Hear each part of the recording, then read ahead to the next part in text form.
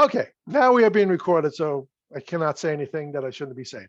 But okay, so going back to the offer is not confidential. We're actually doing our sellers a disservice. If I have an offer that's $10,000 over asking, and someone calls me and I go, hey, I have an offer 10,000 over asking, he's not going to write a lowball offer. If he's serious and he really wants the property, he's going to go a little bit higher. So, you're doing your seller a disservice by not disclosing these things to try to get the best offer for your client at this time. Any questions so far? Looks good. Okay, wire funds and transfers, again, same thing on the purchase contract. We've had a lot of fraud involved in this area. We just want to make sure that you tell your clients whenever they get a request to wire any money, call the escrow company. Don't call any number on the document. Call the escrow company to confirm that this is truly from them. We've had sellers lose their money that they're expecting. We've had buyers deposit their earnest money deposit in some offshore account. It happens. It's prevalent. They're out there. They monitor our emails. It looks just like an email coming from escrow or coming from the agent saying, oh, just to let you know, make sure you get your earnest money deposit in. Here's the information. Willingly they send it, it's gone, hard to get back. So just tell your clients, buyer or seller, if you are ever asked to wire anything, contact your escrow company. Don't contact the number on the form that you get an email from, because that's probably going to be a fraudulent number.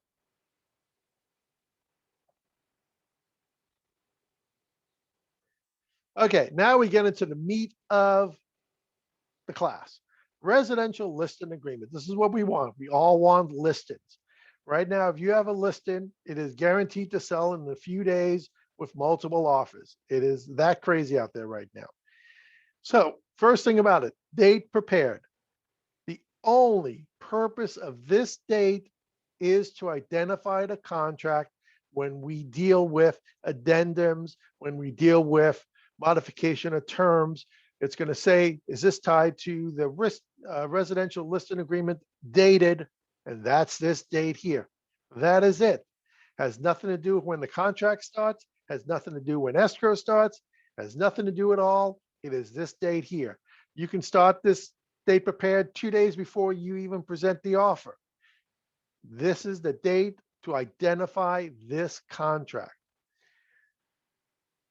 Sellers, okay. We get this information from title, either real list or a title report. Make sure the sellers are who the sellers are on the property. If there's 3 sellers, you're going to have 3 seller names up here. Make sure their names are exact, middle initials, spelling, however it is. The issue comes when this house is now in a trust. The trust is the seller. If the people are alive, then they are the trustees and they can sign, but we're going to talk about that document later. If the people are passed away, that they are now successor trustees, and again, there's a document for them to sign to identify them. But on this line here, it is the name of the trust. ABC Trust, dated October 5th, 1922. Whatever the name of the trust is, that's what goes here. Also, if it's an LLC, that's what goes here. So however the title is held, that's what needs to be there. Century 21 Everest is us. Beginning date and end date of the contract. So the beginning date is the date that this contract becomes enforceable. So if you predate, if you post data for like 3 days and they sign now, this contract is not enforceable for the 3 days. So there's issues with when does it go in the MLS? When is it a date? I always date the contract right away, because this way I have an enforceable contract. Someone can come in and take my client away and say, okay, now we have a new contract. Listing 2 that's discretion. We used to be doing a year. Now it's maybe 6 months. Don't do really anything less than 6 months. Talk to your manager about, 3 months, a month, you may be wasting your time. In today's market, it's going to go quick, but again, still, if it's not priced right, if it doesn't show right, if it doesn't have, easy access to showing, it may last longer. So you really want to at least have a 6-month period to make sure you can get it sold, closed, and get your commission on this. Address, important, make sure it's correct. Westlake, make sure the city is correct, make sure the county's correct, make sure the zip code's correct. Make sure the parcel number is correct, because this is really what drives everything. You can have all this. If you have a different parcel number here, you may be selling the wrong house. So this is a very important feature right now, is make sure the parcel number is correct. Again, if this is a manufactured home, the manufactured home used to have their own form. Now we use the same form, and then we just say it's an addendum that's going to pop up to add the specifics to for a manufactured home. Property is held as part of probate or conservatorship or guardianship. This is different than a trust. This is actually probate, where the person passed without a trust and it has to go through court. So this is going to be another, if you check this, it's going to be added additional addendums and disclosures that need to be dealt with. List and price shall be. I prefer it typed in. If you handwrite it in, make sure everyone initials it, because I have no idea from compliance or from a legal standpoint when this was typed in, when this was handwritten in. Was it handwritten after everyone signed? Was it handwritten before everyone signed? To avoid that is make sure everyone initials it. List in terms. Basically, here is anything that might be part of the contract. I've seen here typically, if agent A, myself, brings a buyer, I will reduce my commission to X amount. So anything that's going to change this should be identified here. And this is, what we'll call a dual variable commission then, because it's one commission if someone else brings it, it's another commission if I bring it. Compensation to the broker. This is how we get paid. This number here is the total compensation. The seller is paying us the total compensation. So whatever number is 3, 4, 5, 6, 7, it goes here. Down here is what the seller is cooperating with the other side. So this is the total. This is what the seller is given to the buyer's side. So make sure that whatever this and whatever you think you're getting equals this number up here. I've seen people where they just put the side that we're given to the other side over here, and we're going, well, you're basically working for free, because that minus that leaves nothing. So make sure you got that correct. Also, please make sure we're putting this in here. I know a lot of people leave it empty. There is a DOJ, Department of Justice agreement right now with National Association of Realtors dealing with commissions, buyer commissions. It's going to change a lot of things. So start putting the exact amount here. And then if you need to change it, use a modification of terms to change it. This is our $395 processing fee. Make sure it goes here and make sure it gets to escrow. Otherwise, you may be paying the $395. If escrow doesn't know about it, it doesn't happen. Anything else so far, page 1? All right, this is a great group. Okay, page 2, items included and excluded. So I'm going to tell you, the MLS is an advertisement. Anything you put in the MLS saying, excludes spar in the back, includes this, means absolutely nothing. It is an advertisement. What you put here means something, because the seller is at least saying, I do not want this to go. I want this to stay. I want this to go. This is not staying. So at least it identifies from the seller what they want that's going to stay and not stay. Put anything you think that could be questionable.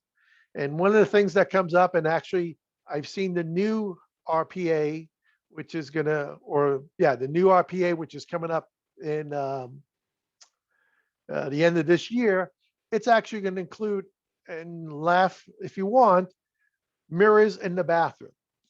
So I had an agent, sold a house. Actually, this was a dual agency, so it's even better. There were beautiful mirrors in the bathroom over each sink. You know, agent, the buyer's agent said, oh, you know, they didn't even think about it. It's just mirrors in the bathroom. They move in, the mirrors are gone. They were actually framed, so they weren't physically attached to the wall. It was just like a picture.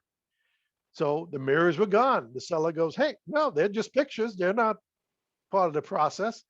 So we had a lot of issues, and someone had to buy new mirrors. So anything you think, chandelier, fan, big mirrors, anything you think that could be potentially a question. If you're going to, here's another one, going through the house with the buyer. Buyer goes through the house. They have one of those bidets attached to the toilet. Wow, oh, this is great. I love this thing. This is gonna be fantastic. Close escrow. Guess what? No bidets. Wasn't addressed in the contract as either staying or going. Again, came out of someone's pocket to buy those bidets. So anything that your seller, that your buyer says, oh my God, let's look at it, make sure it's included. Anything the seller says, oh my God, I'm definitely taking this, make sure it's excluded or included. Another one is stoves. Freestanding stoves are always questionable. Do they stay? Do they not stay? Viking, you know, I've had sellers with Viking stoves who took them out, but you have to make sure it's in the contract saying it's going to be removed. All that said, again, the buyer never sees this. So whatever is in here, when you get your offer, make sure whatever counters you write includes what's staying, what's not staying. Again, if it's not in a contract, it doesn't exist. Buyers never see this, so they have no idea what's here. The only thing that buyers and escrow will see is the purchase contract. So make sure everything is documented. Otherwise, someone will be buying something. Leased items, solar power, alarms, propane, water softener, others. Are they leased? Are they loaned? Are they liened? Are they owned? Okay. If you walk up the house that has solar power, first question, do you own it? Do you lease it? Is there a lien? Is it a PACE? How is it done? Okay. A lot of issues, nothing that's terrible, but if we know about it up front, we can always work with it. So you going into this should be investigation. Okay, new windows, new air conditioner. Wow, that's great. How was it done? Did you buy it with a PACE program? Oh, well, we need to know about that because it's probably going to have to be paid off before you sell your house. So upfront work, upfront questions makes the transaction a lot easier. Multiple listing service. Okay, so we have three, agencies that we basically belong to. We belong to Southland Regional Association. You could belong to Ventura County Coastal, or you could belong to Camarillo, Simi, Moore Park. Whichever one you belong to, that's what you got to put here. Okay, where do you belong? Then the question is the MLS the primary MLS? 99% of the time, yes, because our MLSs sort of overlap and everything's fine. If you're selling in Pasadena, no, you're not the primary MLS in Pasadena. So you would have to check, no, it's not. But again, the one that goes here is whichever one you belong to. Okay, this basically explains why this seller wants their property in the MLS, because of exposure, because of everything else. There's with clear cooperation and all that, there's lots of other issues. But in the past, people have been keeping things out of the MLS, trying to double end it, make more money. Doesn't work. This basically says, I understand that if I'm not going to be in the MLS, and the seller has a right to opt out. If I'm not going to be in the MLS, these are the things that I may not be taking advantage of. All this marketing, all this exposure, all this possible other agents bringing offers to my house. But for some reason, I do not want to be in the MLS. And again, that is a seller's decision, not your decision, not your, requirement, not your desire. It is the seller's question. And then the seller initials and you as the agent initial it. Clear cooperation. All our MLSs will, follow the clear cooperation. So you do not check this box. Public marketing with clear cooperation, just so you know what public marketing is. Once anything is public marketed, it needs to be in the MLS in 1 day, 1 business day. A sign, a flyer, a Facebook post. Your seller puts it on Facebook. Hey, I'm selling my property. Come take a look at it. That now becomes public marketing, even though you didn't do it, but it now becomes public marketing and it needs to be in the MLS within 1 business day. Coming soon status.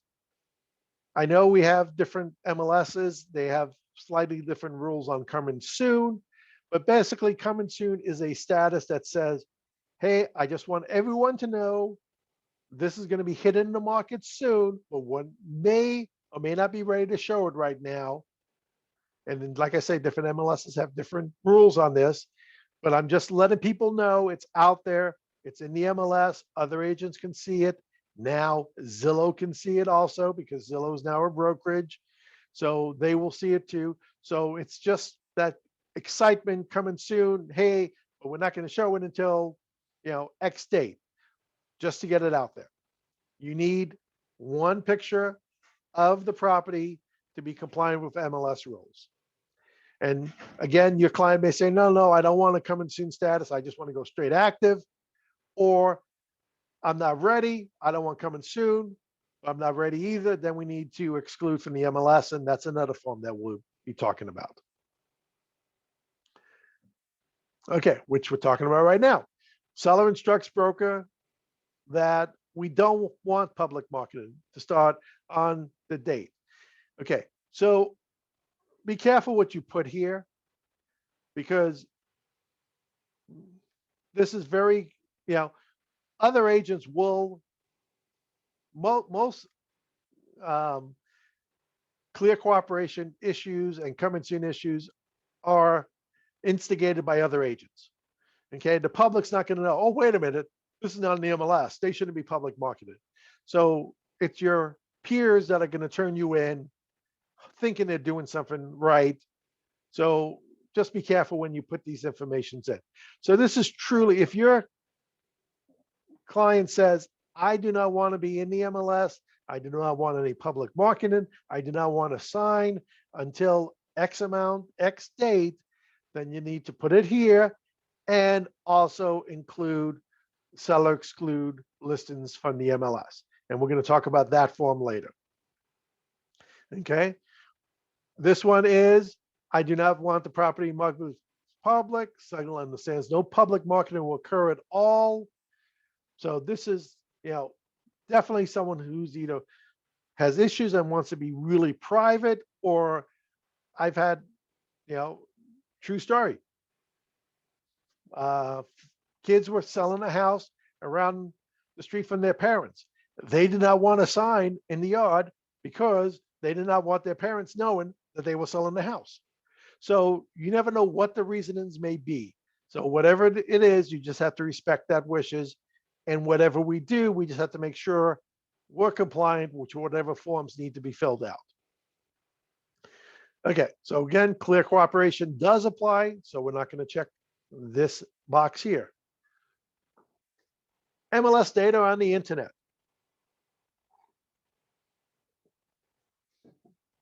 So we can put MLS data on the internet, and there is a box when you're inputting it. I know where it is in SRAR. not sure in Ventura County or CSML, that I don't want my property address out on the internet, or I don't want, certain things out there. You can restrict what goes out to the internet. You can't restrict what goes in the MLS, but you can restrict what the MLS sends out to the public in the real world. Do we not want reviews? Do we not want automatic estimate of value, the Zillow estimate that everyone loves to see? So if you're going to do any of that, there's a form called Seller Excludes Listing Information, and we'll talk about that form. Okay, so here the seller is telling us he's not aware of any notice of default, not aware of any HOA issues that he's having, not anywhere of any litigation or arbitration. We got to take them at their word.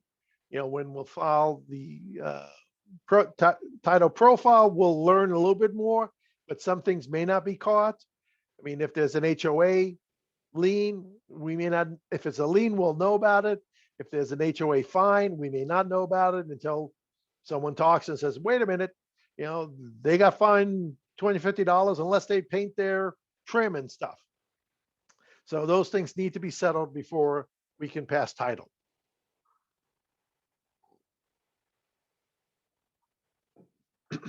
Okay, so broker and seller duties. So broker agrees to exercise reasonable effort, due diligence. Okay, basically we're doing everything we're supposed to be doing, order reports, disclosures. So our job is to make sure we get all the right reports, all the right disclosures done. We advertise the market and market the property correctly. We don't put anything in there that's misleading, miscued, false advertising. Those are all issues that, again, that other agents will pick up on. I mean, these are all true cases. We had an agent who listed a house as 3 bathrooms. It, yes, had 3 bathrooms, but one of them was a 3/4 of a bathroom. We got an MLS complaint, inaccurate information. It really should be 2 3/4 instead of 3. So just be careful what you're putting out there. Okay, any reports or anything that you have prior to the sale needs to be disclosed and given. Did the owner do a termite inspection prior, just so he knows what's going on with it? Do they have any homeowners association documents? This is going to be taken care of with when we go through escrow, and they're going to order their own documents. But right now the question is, do they have any documents? General prop, did they do an inspection? Some sellers want to do a home inspection prior to make sure and be exposed to what the other sellers can possibly do. I'm listing a house in Granada Hills. It's basically fallen down. So we had a structural engineer come out, and we had the pest control come out. So I actually have those reports now, but I have to turn them over once we have an escrow to say, hey, these are reports I've already done. But this way we know what we're getting into at this point. And the seller, it's a trust. People passed away, so they really want to know what they were getting into. Okay, deposits. Broker is not authorized. We are never authorized. We will never take any money. Okay. No matter what this says, we never handle money. We never handle wire instructions. We never say, oh, can you just bring this to escrow? The escrow's in the same office as you. Sorry, we cannot. We do not want to touch any instrument of financial relationship to this property at all. Okay. No wire instructions, no cashier's checks, no being nice and bringing it over to escrow. Absolutely zero, because once we touch it, we have to open up a trust account, make sure it's accounted for and all that. And that just adds more liability on us. Any questions so far? All right. Disclosure. Okay. Agency. We've already talked about this. That's the one we did up there. Possible dual agency. Like I tell all my agents, we are going to see the same disclosures over and over and over again. It's just the nature of our litigious society that we just really want to make sure we over disclose. Now I'm sure everyone's heard this. There's going to be a new disclosure on Gorilla Glue, not to be used as a hair product. Someone did that. Now they are suing Gorilla Glue. So you never know what's out there. What are people going to do? So we have disclosures.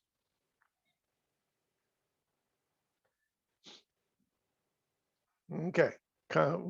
Competing sellers and buyers. I mean, this is all we've talked about. Okay. Security, insurance, showings. We're not responsible for loss of damage to personal or real property once they agree to have a key box on there or a lockbox, because I prefer lock boxes or supers, or as opposed to just a combo box, because with that we have some control of who's going in the property and who's not. Okay, so we just let our clients know, put your jewelry away, put your guns away, put your drugs away, anything that is visible. We used to say this for open houses. We don't do open houses now, but again, people are going to be coming in the house. We don't know who they are. We don't know what their intentions are. Just put everything away. Do not have anything exposed. I had one seller leave her jewelry out. People came in, jewelry's gone. She's having an issue with us now, saying, hey, but we said, we made sure, put everything away. Do not leave it out. Also, if there's any audio or video recording going on, nanny cams or Ring doorbells, you need to disclose that. There's been a case a long time ago, sellers are in the property or buyers are in the property. They love it. They're in the kitchen. They're talking. They say, oh yeah, let's offer this price, but we'll go up to this price. Offer goes in, counter comes back. It's exactly at the price they talked about. They were being videotaped. Okay. So assume you're being videotaped at all times in the property. When you're leaving the property, those Ring doorbells start recording when you're getting up and when you're going away. Ring doorbells are great if you're door knocking. This is just a hint on the side. When you're door knocking, if you know there's a Ring doorbell, start talking about that property and how great an agent you are and all that as you're going up. You're going, wow, this is a lovely property. I have so many buyers that would love this property, because you know what? That Ring doorbell's recorded. That person is seeing what you're talking about. So you're already giving your sales pitch before you even knock on the door. Just a tip. Photographs, internets, and advertising. Okay, so here is an issue that we've had. You take pictures, you put it on the MLS, new buyers come along, they go, I'd like the pictures down. Sorry, we cannot take them down. Zillow will not take them down. Realtor.com will not take them down. And the new purchase agreement is going to actually outlay that, because we've had a lot of issues with this. Once the photos are in the MLS and it is closed, we have no access to that record anymore. If you remove the photos before you close it, it's questionable, because what we're trying to do is help. Like when someone's doing an appraisal and they're looking, the only way they know what the house looks like when it's closed, is from the photos. If they don't have that ability to look at and say, oh, this had a great kitchen, or hey, this had a lousy kitchen, this is a lot better kitchen, we lose that ability for the appraisers to really do a good job of appraisals. So that's one of the reasons we have issues with taking off the things. If you're, when you're taking pictures and your clients are in a high risk things, we've had, police officers, we've had movie stars, things like that. Just be careful what you photograph, and don't take pictures on the wall that shows the family, that shows, the police, certificates or awards. So just be conscious of what you're taking out there, because what you are taking will be out on the internet for everyone to see. Okay. People love looking at these pictures to figure out, wow, that's a nice piece of art. Oh, that's great jewelry. Man, this is the house we may want to be looking at, not to buy, but to rob from. So it's, it serves two purposes. Yes, you attract buyers. Yes, you attract people you don't want. So just be careful what you're putting out there. Oh, okay, great. Yes, The ring, I'm serious, the Ring doorbell does work. It is a great idea. We've had people call us back and list their house just because of what we said in front of the Ring doorbell. Okay, key safe and lockbox. And thank you. At least I know someone's out there listening. It's kind of interesting just talking to my screen and seeing nothing. Key safe and lockbox. So you need permission to put it on there. You don't need to fill out the form, the KLA, unless there's a tenant. Okay, this gives the seller permission of saying, yes, I'd like a lockbox on my house. But if there's a tenant, the seller's saying, yes, I'd like a lockbox. Now the tenant needs to be okay also with a lockbox. So that is the only time we would use the KLA, is when there's a tenant in the house. If it's a seller, it's fine. We put it out there. Again, same thing with sign. Do they want to sign? Do they not want to sign? Okay, additional terms. Is it an REO? Is it a short sale? Is it a trust? Does the seller intend to stay, need to buy a replacement property? All those things would create other forms to be filled out. Century 21 Everest Addendum is made part of this agreement. So as we talked about, I think the Everest Addendum has been talked about, is three things. It's a disclosure. It tells about the 395 fee, and it also gives us our business advisory saying these are the companies we have a relationship with and we are doing business with. So it is really important that the seller and the buyer sign this prior to entering any contract. So this way they can't say, well, I didn't know you were part of All Valley Escrow. I would not have selected All Valley Escrow. So this just discloses all that. Okay. I've never seen this enacted, but again, I've only been an agent for 10 years, so anything's possible. But the broker does have the right after 5 days to say, wait a minute, we don't want this listed. So just be aware of that. I've never seen it actually executed, but it is a possibility if it happens. Okay, mediation and arbitration. So this is the listing contract. So this is a contract between us and the seller. Okay, so mediation is where we both go in front of a mediator. We both talk about it. Mediator asks us some questions. The mediator is trying to come to a solution that we come up with. The mediator is not going to make any determination. The mediator is not going to make any recommendations or judgments.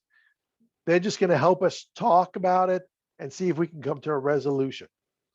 Arbitration is where we actually can't do mediation and we just can't come up with anything. So we go in front of an arbitrator. An arbitrator could be a retired judge, could be a lawyer, could be, there's certain different arbitrators. And there we're going to plead our cases, and the arbitrator will make a ruling that we will have to live with. So the difference between mediation is we come to a solution.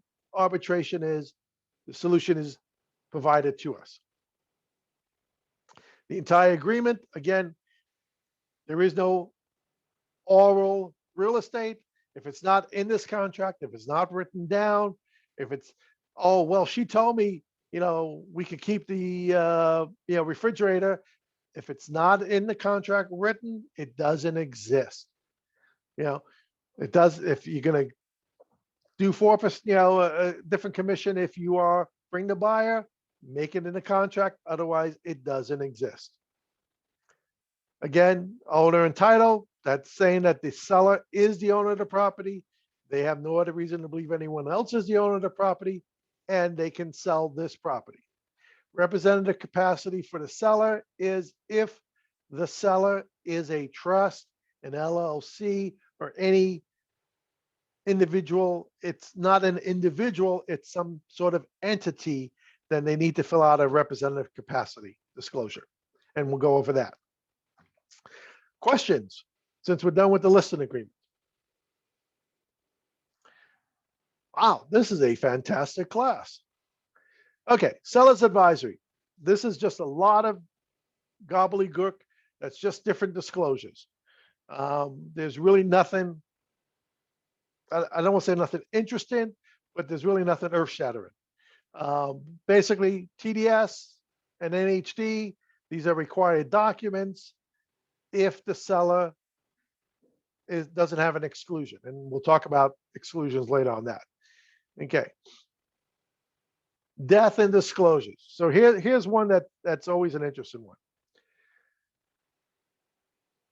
According to California law, we need to disclose any death that happened within the last 3 years. Okay, so that's technically what we have to disclose. We don't have to disclose the manner of death unless it's asked, and then it depends on the circumstances. Was it a violent death?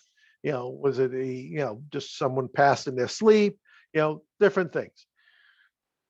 It always becomes the issue if someone asks you, has anyone ever died on this property? That is open past the 3 years. You have to answer that honestly because neighbors will talk. And there are some cultures, there are some people who just will not move into a property that someone has died on. Even if it's 10 years ago, 15 years ago, doesn't make a difference. So technically, and in the TDS and SPQ, it's 3 years. But if you are asked, you have to answer, again, not you as the agent, you as the seller have to answer honestly, yes, someone died. If I know about it 10 years ago. If you've only lived there 5 years and no one's died, you have no knowledge. Unless when you bought the house, someone told you they died. So again, now you have knowledge.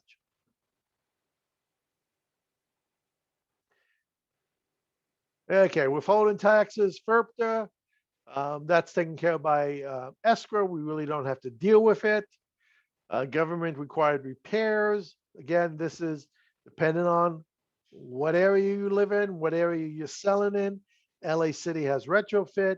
Ventura has sewer lateral inspections. So just be aware of what you are dealing with and what entities you are, selling.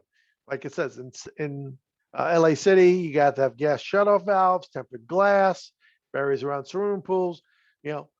Santa Clarita, you do not. Oxnard, you do not have to have the gas shutoff valve. So just depends where you are. EPA, lead-based, 1972 or above. You need to have a lead-based disclosure. Okay. Again, this is a saying, safety precautions, lock up everything, put everything away. Anything that's valuable should not be in sight. Okay, Consumer Privacy Act and advisory. This is something that happened in the last year. Basically, it's saying that, we have information from you. Your information is going to be in the MLS. Your information is going to be in escrow. Your information may be at third parties, just so you're aware of it. If you have issues with any of this, we will show you how to opt out of different areas that you may have to go to. Nothing we control, but again, if they need the issues, there is opt-out issues for that. Okay, seller instructions to exclude listing for MLS. So this is very important because this could be significant fines or issues. If your seller, after they've signed the listing contract, says, you know what, I'm not ready to be in the MLS yet, I'm not ready to be coming soon yet, I need to fix up this house, you go, no problem, we'll fill out this form, we have the contract, so no one else can come in, so you're under contract with us, but we won't start marketing it until you are ready. So we're just saying, they're coming out. Again, we belong to Clear Cooperation, so that doesn't apply. You cannot do any public marketing, no flyers, no signs, no Facebook posts. The seller can't do a Facebook post. Make sure everyone understands that. So basically you're saying, I'm going to exclude it from the MLS for 5 days, 10 days. I'm going to exclude it till this date. The safest way is exclude it for a longer period of time than you need. You could always entered in the MLS before, but if you say I'm doing 5 days and, all of a sudden you need 10 days, now it becomes an issue. So if you say longer, you have no problem. Or if you're just not going to put it in at all, and the seller understands that this is not going in the MLS, I'm not going to be able to do any public marketing, not going to put a sign on your front yard, nothing at all. And I'm okay with that. It's just going to be word of mouth through our brokerage to see if we can find you a buyer. Okay. So what if you pick A, do not market a property immediately or begin marketing the property on whatever date you want, or do not market the property during the entire listing period. So this is either choice. No matter what you pick, A or B, once you public market, you need to put it in the MLS within 1 business day. Okay. And again, you may not do it. Your seller may put something on his Facebook post saying, look at my beautiful house. I'm looking for a buyer. That is now public marketed, and you are responsible. It needs to be in the MLS.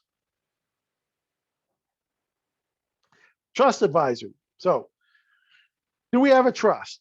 So there were 2 types of trusts, a revocable and an irrevocable trust. A revocable trust means the people are still alive. They could change the trust at any time they want. But again, the trust is selling the property, not the person. I have a trust. I have my property in a trust. If I sell it, I'm selling it as a trustee of the trust.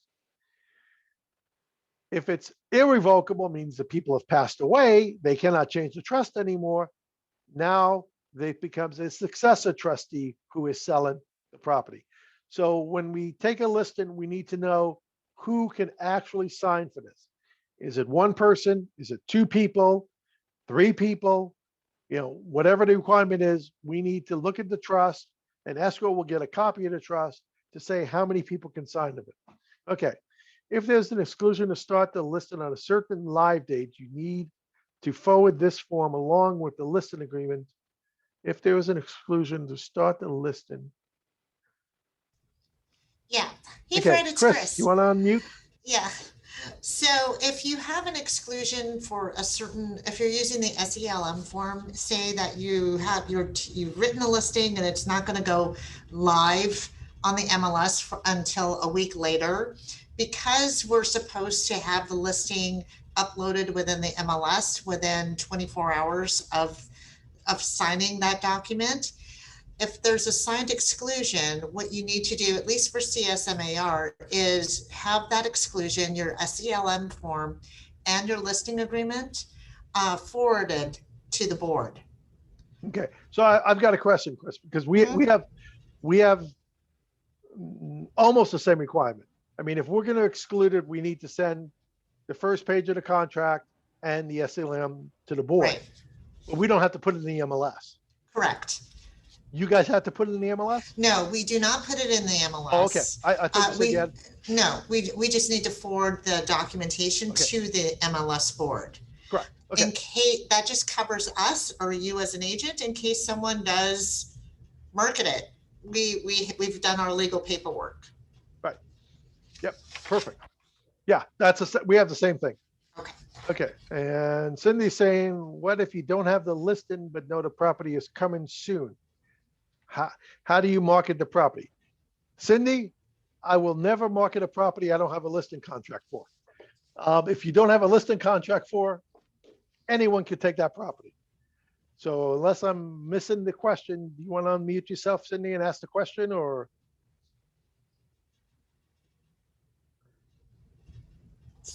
No, I just had come across a property. I tried to get the listing and wasn't able to obtain it. And but when you know that there's a property that is coming, how do you,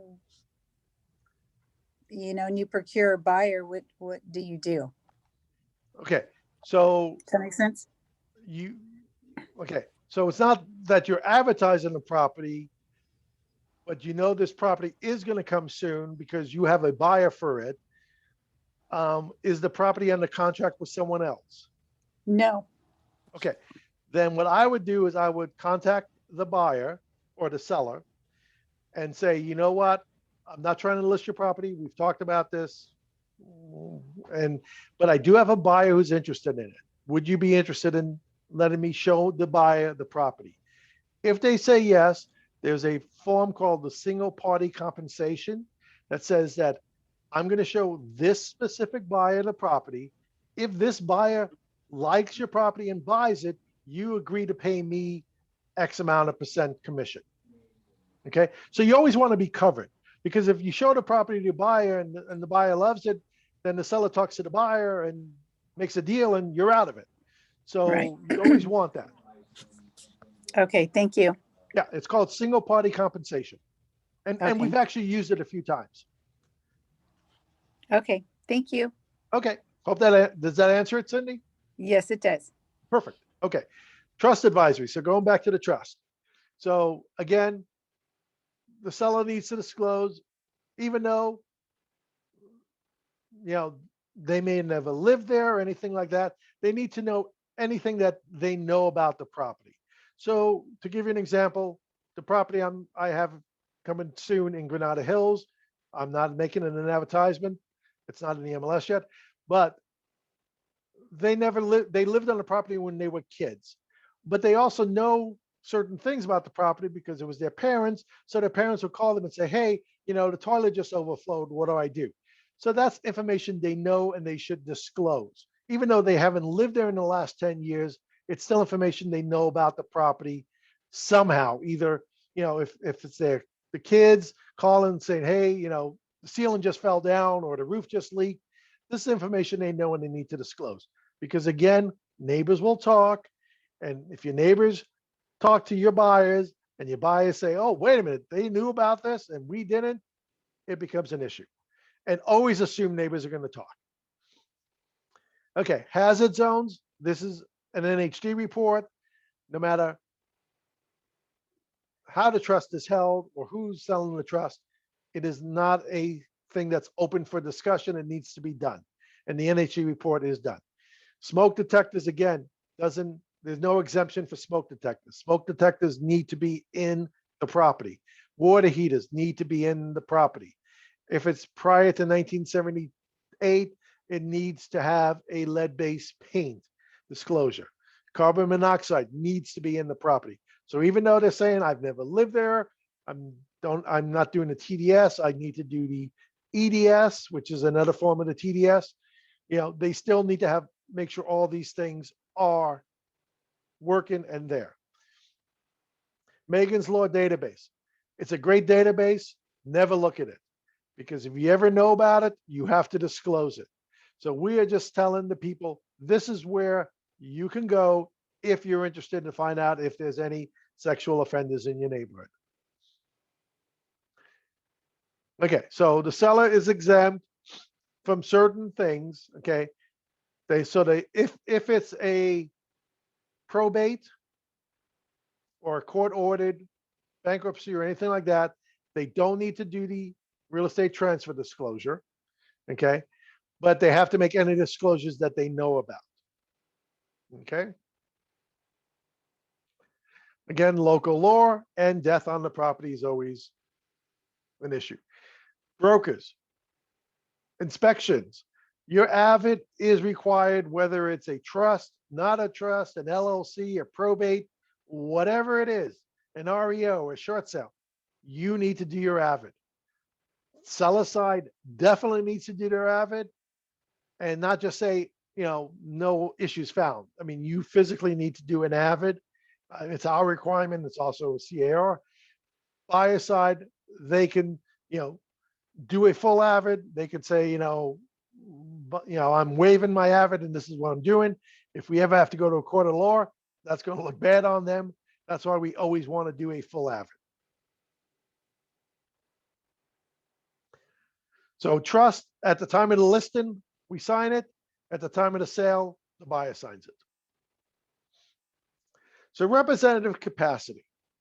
So this is where the seller is an entity, whether it be a trust, a corporation, an LLC, a partnership, a power of attorney, an estate, whatever it is, it's not a physical person selling the property. They need to fill this out.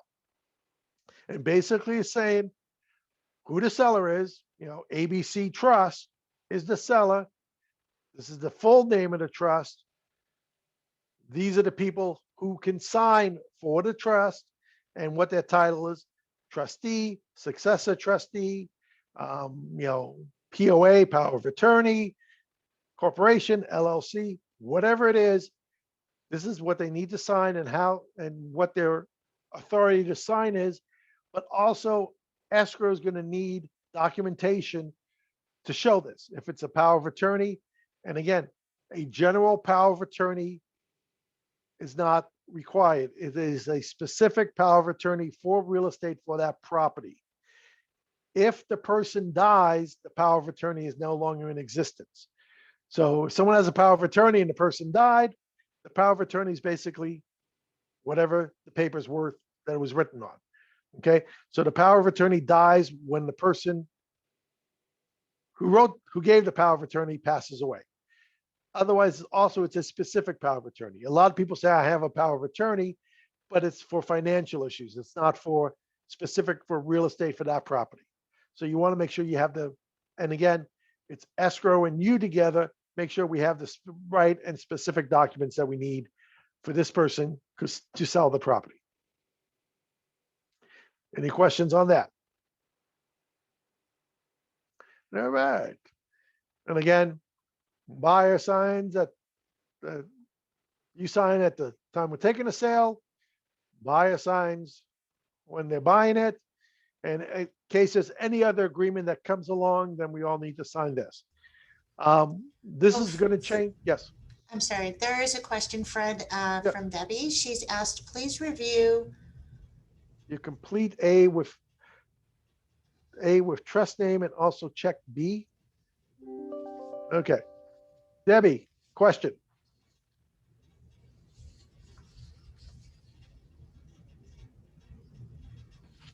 So my question is, I just want to clarify to make sure I'm doing it right. So on number 1A, that's when you check that it's a trust and you put the trust name there. Full name of the trust, correct. Okay, the name of the trust.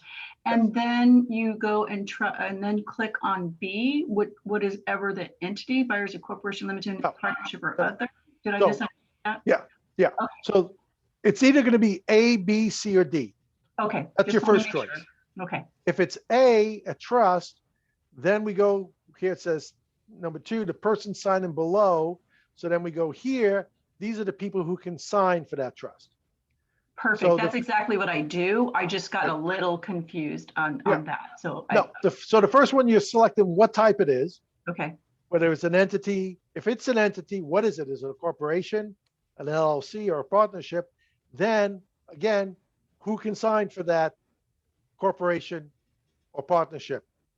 So first part is check what it is. Second part is who can sign. Perfect. Thank you. And Fred, you would use this form if you were representing a buyer who was purchasing a home in a trust name, and that's where you. Yes. The only issue with that is I've had some lenders who will not lend to a trust. Correct. Because it's not an entity. Exactly. So if someone wants to buy it in a trust, make sure they talk to their lender to see if that's possible, or do they have to buy the property and then quick claim it over to the trust? And then we had a conversation with All Valley Escrow on one of our Meet the Affiliates. Yeah, Meet the Affiliate things. And they basically said that they're not doing that anymore because there's too much liability to now take it from, because the lender is saying, I'm lending to person A, and now all of a sudden the person A is now a trust. So they're not actually doing a quick claim deed anymore. They would need to go to some other entity to do that quick claim deed. It used to be where, it would just be an automatic, after you sell it, you go in the trust and we do the quick claim deed. I guess that brought up issues. So that is not available anymore. So if someone wants to buy it in a trust, just let them know these are the issues they may have. And make sure you work out the issues before you write the contract. Thank you. Did I confuse everyone or? No, well, this is Debbie again. Sometimes that becomes a little bit tricky when they're like, no, go ahead and put it in the trust. I'll sign the representative capacity, signing in my name. Right. And If then their I lender, work if their out. lender is okay with it, that's fine. Okay. If their lender is not okay with it, that becomes an issue. Okay. Just have them. That's part of getting their pre-approved letter to make sure Yeah, that they. just make sure that you talk to the lender, not what they say, but you talk to the lender and say, I just want to make sure you're okay. They're buying this in a trust. And if he says, oh, no, we can't do that, then the buyers just need to know that. Perfect. Thank you. Okay. Coronavirus property entry. Okay, so this is the seller version. So the seller needs to agree that, yes, he understands all these issues that would have coronavirus, anything like that, minor, so this is not a PEAD to go into the property. This is the first PEAD that they sign saying, I understand this. And whether it's a seller or if it's a tenant, which is the occupant, they need to sign this and say, yes, I understand I'm going to be getting these PEADs. I understand my risk. I'm allowing this process. And this definitely needs to go into dot loop and save. Okay, this is a form not a lot of people use. I don't know if it was covered on the purchase agreement, the form, but this is a form where you can compare multiple offers instead of going through 10 pages with your sellers. This is a manual form, so it does take a little work, but you can outline all the significant parts of your offers here, and this can be shown to your seller and say, okay, let's look at it. And what this does also is this takes names out of it, all that, so it really makes it a fair comparison. Not that the seller can look at this name and go, oh, maybe really, no, there's no identifying marks on any of this. It's just, what am I paying? What's my deposit? What's my loan amount? What's my close of escrow? What's my possession? Am I removing any of my contingencies? So it's basically truly a way to make sure you are looking at the offers with blind eyes and just looking at what the offer is itself. But again, this is a manual process, so not a lot of people do it. It's a good thing that everyone, especially in this market, if you have a listing, just to keep everything Am I confused, or did we finish in an hour? no, you're awesome. Oh, great. Okay. I know I ran through this, so any questions, please. Now's If the there's time. any Q&A, please put it in the chat. And it could be Q&A on this or other things that we've talked about in prior weeks. I think I know some of it. If not, I can always make it up. So I'm good at that. Nothing. Wow. No questions? All right. I'm glad everyone was able to join us. Hopefully you got something out of it, and we will be doing this again tomorrow. And Yes, tomorrow is day 4, and is it me and you, Chris? sure, it'll be Perfect. me and you, and we are doing part 2 of seller documents, and tomorrow's going to be a really good document because it's the seller disclosures. So it's going to be the seller in possession form, the seller to purchase a replacement property, the TDS, the seller property questionnaire. So it's going to be a good day, and we'll crank that out. But all right. So tomorrow, 9 o'clock. I have a question about when will this be available via recording? Yes. So day 1 and day 2, I was unable to edit the videos, so they're long. But I did upload them onto our YouTube channel, because Fred is manning today's session, once this recording has been uploaded onto his computer and he forwards it to me, I'll upload it onto the YouTube channel and I will send everybody an email today. So you have at least the first 3 days. So tomorrow, and that YouTube channel is never going to change. So it states California training, and I've labeled it contracts day 1, contracts day 2, buyer documents part 1, buyer documents part 2. So, and today's is going to be contracts day 3, seller docs part 1. So once we get that all squared away, I'll probably send out an email to everybody later today with the YouTube link. And again, the Zoom channel that we're using for contracts this week, it's still the same. So tomorrow, sometimes I'm not able to send out the reminders as quickly as I like. So just know that we will be here tomorrow morning at 9. And with Fred, yeah, we'll do probably under an hour because he's awesome. But I want to make sure everyone, got the information. So Yeah, no, it's great. It's great. And yeah, if you guys have any questions regarding anything, please just put it in the chat. It doesn't necessarily have to be to the documents that we're covering. It's anything regarding contracts whatsoever. So, all right. What are you guys doing as far as, so I'm new, right? So, okay, yeah, we sign a listing agreement and, are you typically doing that like in, signing with a pen and doing that duplicate, or are you doing that electronically? So then they have their own copy via email, or how are you meeting that requirement and making sure they get their copies of that right away? okay, so if it's done electronically, like you said, they will have their copy. If you are doing a wet signature, you need to make a copy and send it back to them. Either scan it and then send it to their email and just get confirmation that they received it. Okay. So. Even though you're leaving with it, it's meeting the requirement if you scan it right away and. Correct. As long as you get it back to them in a timely manner. Now, the only thing with an electronic copy, with a electronic signature is make sure you go over the documents with them, because 99% of the time when someone signs electronically, even myself, I never read what I'm signing. It's just click, click, click, click, click, I've signed. Got it. So I always send a regular version first, go over it with them, and then once we agree on all the information, then I send an electronic version for them to sign.